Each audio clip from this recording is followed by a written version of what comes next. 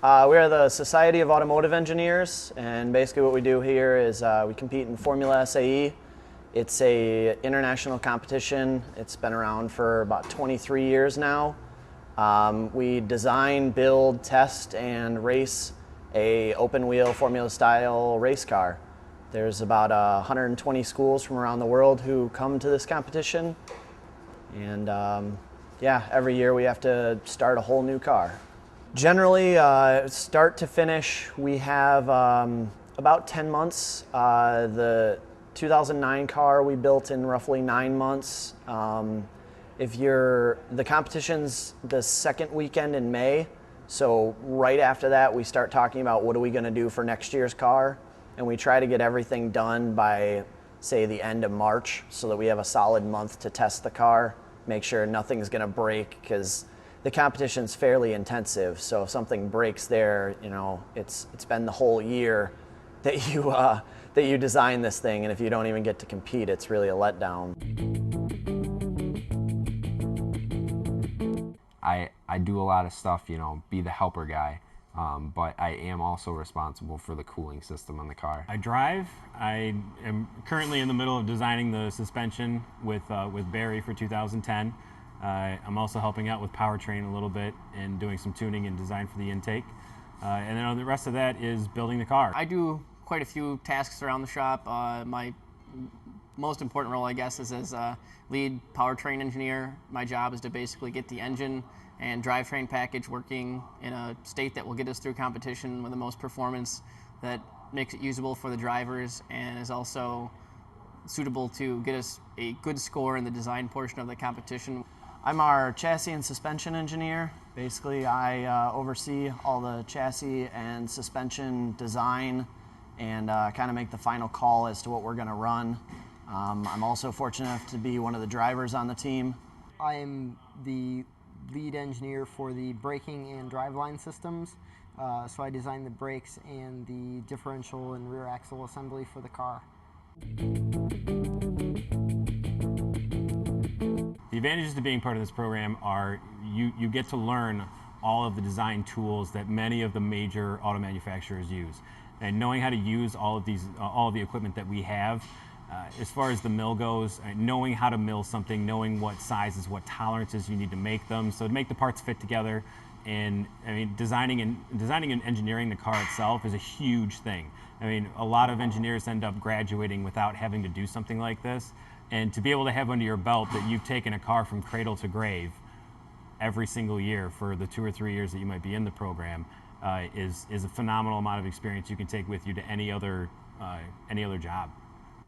Also, really can't stress enough like how important the relationships are that we build. You meet people who are just, you know, in the industry and are looking to hire students, or will eventually be hiring people, you know, once you graduate, and you make those contacts. You know those people, you see them on a, you know, semi-monthly basis. And so I'd like to see that taken away. As members, you should be making some good contacts and talking to some influential people. And also, I guess I would toss in there as well that I would like to see people take away some strong, lifelong friendships. I know the people here on the team right now, they're my best friends, and it's probably going to be like that for a long time. Well, now that we've learned about the club itself, now we're here to learn about the car.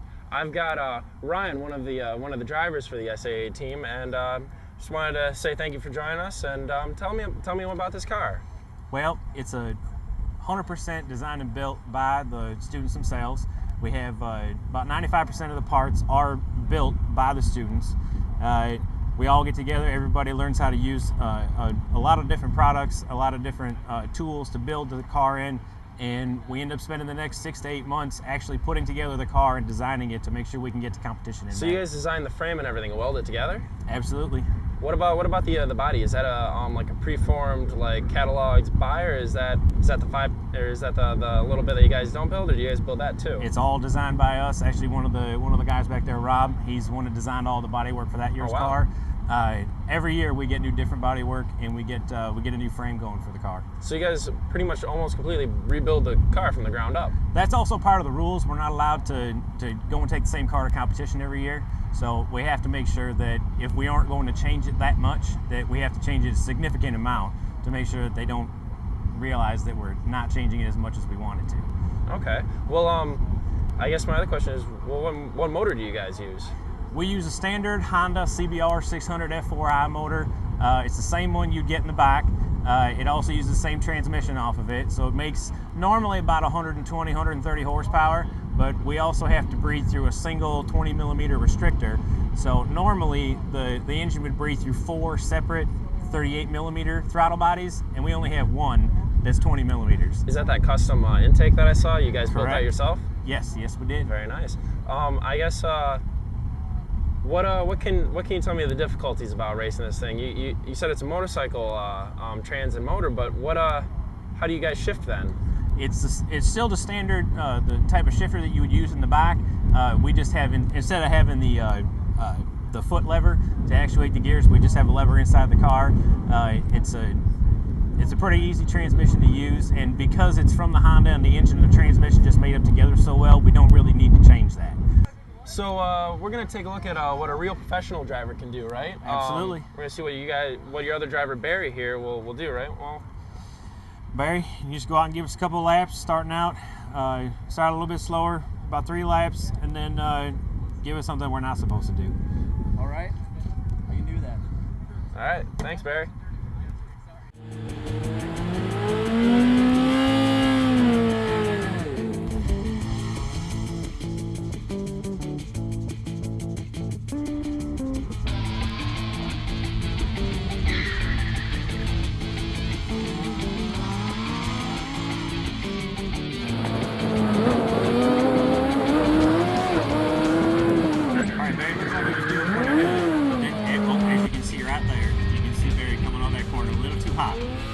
Came around the corner, spun the car around.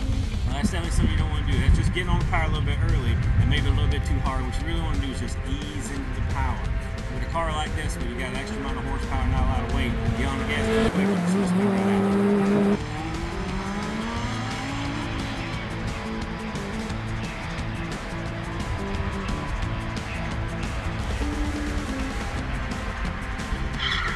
Yes, as he was coming into that corner, he was coming in a little too hot and gave it too much steering. And like I was talking about before, when you have when you think about the string being attached to the steering wheel, the gas pedal, and the brake pedal, if you're coming in too hot and you're on the brakes and you're just hitting the brakes too hard and you're steering, you're not going to get the car to do what you want it to do. And in that instance, he had too much speed with too much brake, and when you turn the steering wheel, the car just didn't have any more to give, so you just kept going straight instead of actually turning through the corner.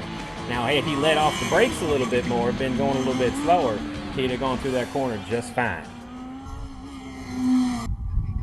Now remember again, I told you, and I just want to tell you one more time, right. If anything goes wrong with this car, or you think a wheel's going to fall off, or you're uncomfortable for any reason, hit this button. It will stop the car. Completely stop it, and then you can get out at your leisure.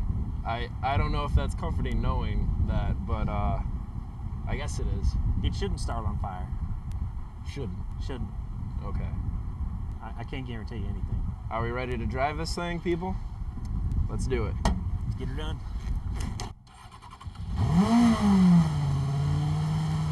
Remember, if you get weirded out or anything, just hit the button.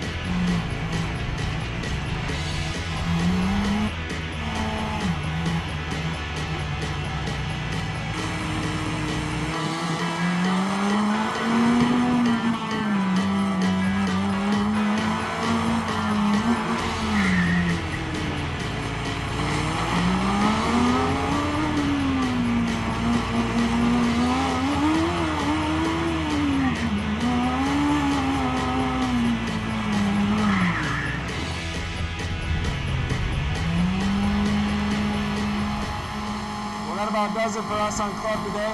I'm Aaron Siegel. See you next time.